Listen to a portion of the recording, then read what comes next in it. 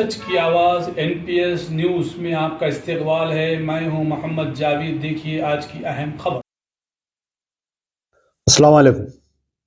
मैं Amjadullah Khan, spokesman MBT।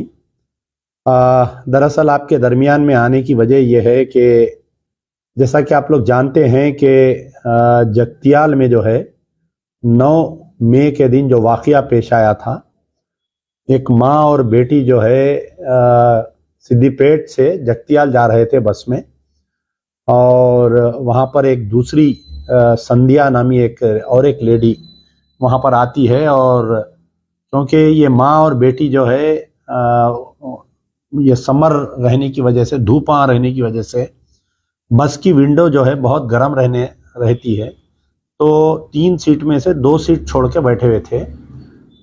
Karimnagar में बस जब रुकती है तो वहाँ पर एक लेडी चढ़ती है।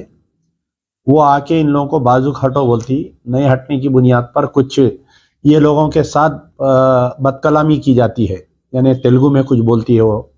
तो क्योंकि ये लड़की पढ़ी लिखी है, शेख फरा, ये लड़की जो है सब समझती है, बात को समझ के काउंटर करती है कि तुम हमारे रिलीजन को क्यों बोल रहे हैं ऐसा, बुरखे को क्यों बोल रहे हैं, इस्लाम के बारे में क्यों ऐसा, और मुस्लिम्स के बारे में।